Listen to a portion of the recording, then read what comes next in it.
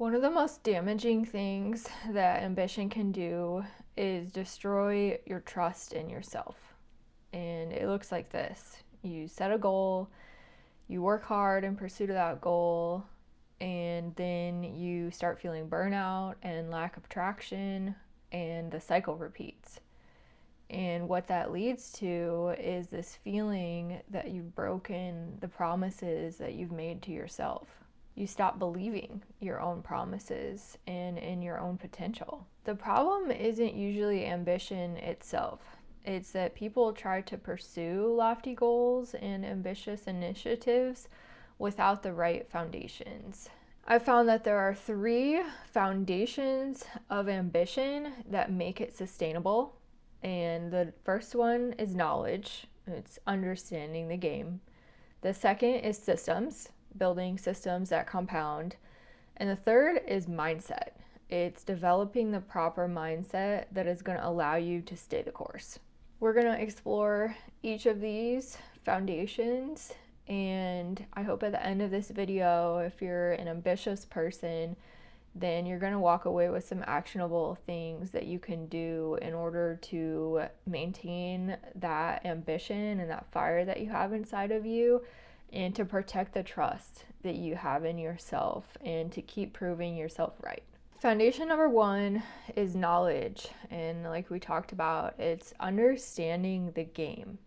And I think it's so easy. I like this quote that you don't want to get halfway up the ladder and realize that it's leaning against the wrong wall.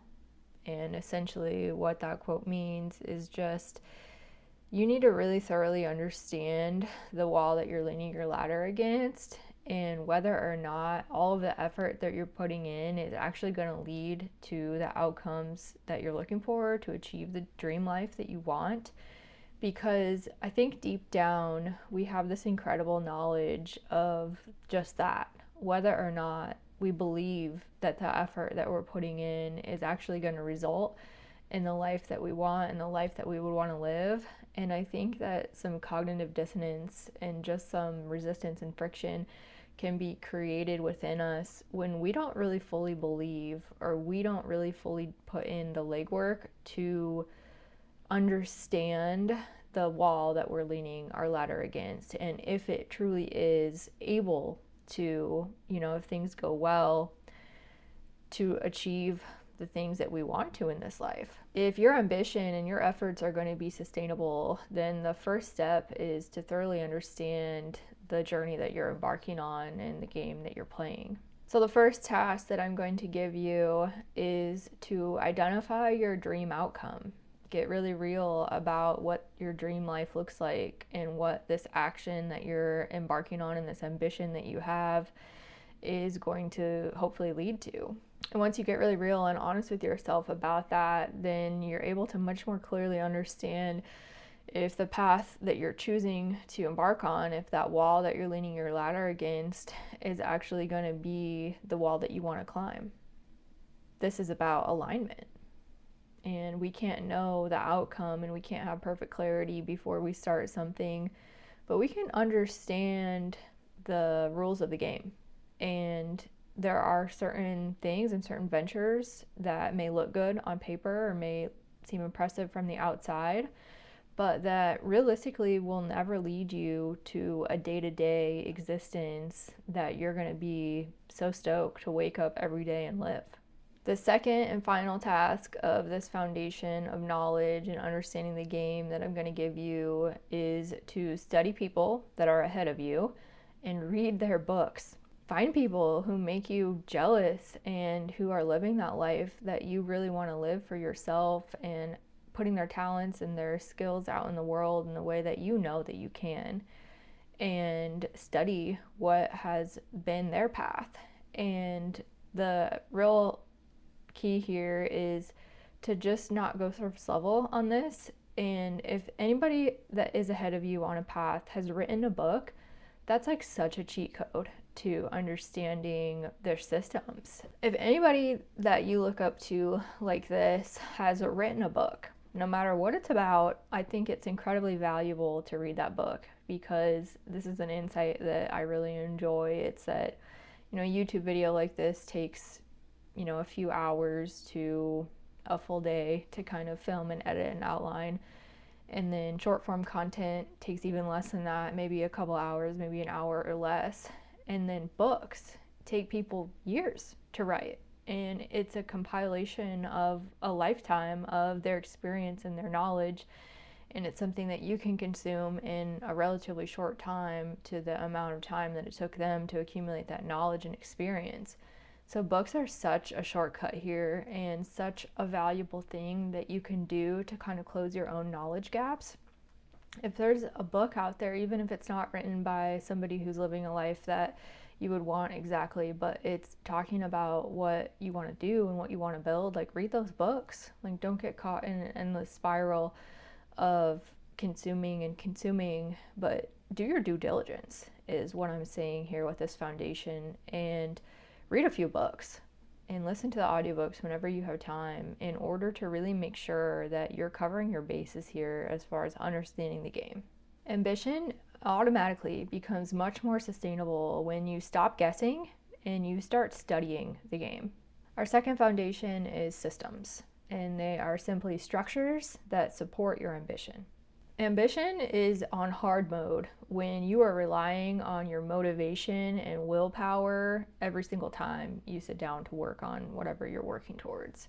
Proper systems that support your ambition remove that need to constantly feel like you're having to push harder and like push past your own limits in order to make small progress. The first task under this foundation of systems is to build the smallest possible repeatable structure. And I recommend looking on a weekly basis. And what I mean by this is instead of allowing your ambition to completely encompass this huge goal over the course of multiple years or a year, break it down into these small repeatable structures. And when you look in the scale of a week instead of in the scale of a year, you're going to find it's much easier for your ambition and your motivation to remain intact. So this is what you're going to do. You're going to time block one minimum block of your time that you know that you could commit to your goal. And you're just going to start there. You're going to time block that out and make it repeat every single week. And if you find that it's too much or that you can't dedicate that time, shrink it back even more and just make it the minimum viable structure that you can commit to, that you can consistently repeat, and just prove to yourself that you can do this and get that traction that's going to keep you going and keep that fire lit. Sustainable ambition grows through consistency, not intensity. Task number 2 under this foundation is to reduce friction. If you have something that you absolutely hate doing, or there's something that you dread that you just can't seem to work yourself up to, you have to ask yourself, what would this look like if it were fun? And I get that from Ali Abdaal. He has a great book about feel-good productivity, and he talks so much about how sustainable ambition and productivity involves enjoyment and pleasure. And if there's something that you hate doing, like what can you do? Can you play music? Can you promise yourself that you're going to give yourself a reward after? Like, be creative. What can you do to make that friction go down? And sometimes it is reducing the length of the amount of time that you expect yourself to work on something. Just start with 10 minutes and then see if that helps you kind of get going and build repetition there. I get caught up in this a lot, is thinking that I need to use like fancy specialized tools and software in order to find productivity and be the best version of myself. But you just have to simplify sometimes, reduce that friction, just use a pen and paper. Don't be afraid to simplify your systems. Just open up a regular Google Doc instead of finding the right tool for you to get started. Reduce that friction in whatever area that you can. Systems work best when they make the right action easier than the wrong one. Task number 3 under this foundation is to focus far more on your inputs than you are on the outcome. This is such an important one because if you focus heavily and obsess over the results, you are going to face burnout, and that's inevitable. I can speak from my own experience that if you are working and driving towards the end result more so than you're focusing on the small individual inputs and celebrating those each and every time, then you will never get to a point where you feel like you've accomplished anything. And going back to, the whole point of sustainable ambition is to help yourself maintain that trust in yourself. You have to give yourself those small wins, and you have to acknowledge your successes as they come. And in the scale of any large project or huge ambitious goal that you have, progress looks incremental. It never comes in these massive windfalls, very rarely, unless you've already put a massive amount of incremental progress into it. So what this is going to look like is you're going to break down your goal into the smallest increments that you can track that are input based, not output based. It's tracking projects completed and milestones completed rather than income from your project or any kind of external validation that you are not able to control. It's really focusing on the controllable inputs and putting your heart and your self-trust in those rather than external outputs that you can't control. Sustainable ambition focuses on controllable inputs. And our third and final foundational structure of sustainable ambition is your mindset. And it's just developing the mindset that is going to allow you to stay the course. One of the only differences between people who succeed and people who don't is whether or not they quit. You have to develop the psychological capacity and practice to stay with this process. Even with the proper knowledge and systems, ambition requires an incredible amount of tolerance to uncertainty. People often quit not because they are incapable, but because they confuse uncertainty with failure. Task number 1 under this foundation is so important, and it's to expand your time horizon that you're expecting this to take. Instead of making promises to yourself about a short timeline that you probably aren't going to be able to achieve, ask yourself the question, what would this look like if I committed to it for 3 to 5 years? With the minimum amount of time that I would recommend here being a year. You should commit to something for a year and be ready to do that at least.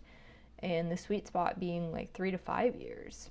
And this can completely change your mindset and help you overcome so many of the struggles that you were to face if you're constantly being disappointed by a lack of results.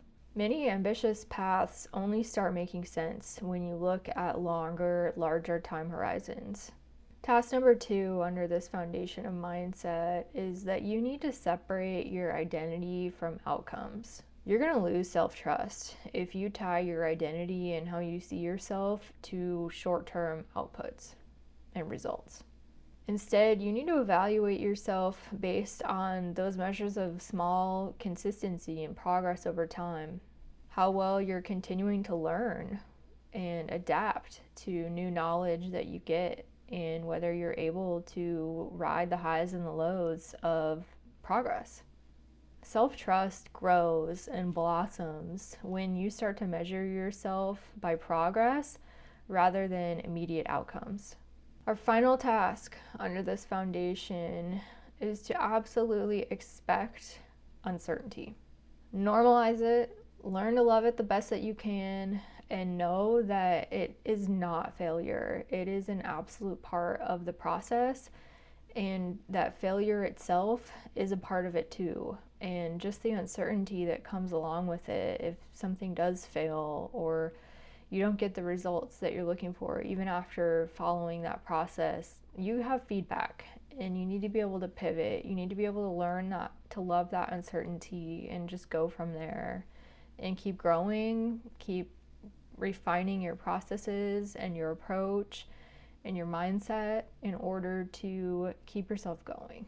Uncertainty is not personal failure, and personal failure is not a mark of in capacity to achieve what you want to do.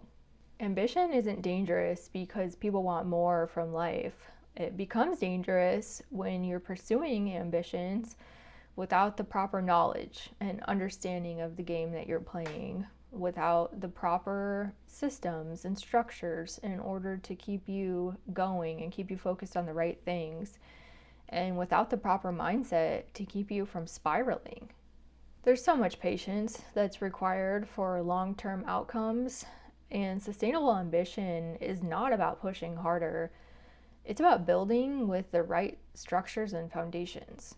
It comes from understanding the game, building the structures and systems that are going to support you along on your path, and developing the mindset that's going to be able to keep you committed and keep you in it and keep you believing and trusting in yourself long enough to see the effort compound. Because it will. I believe in you, and I hope that this video is going to help you to keep believing in yourself and keep trusting in yourself.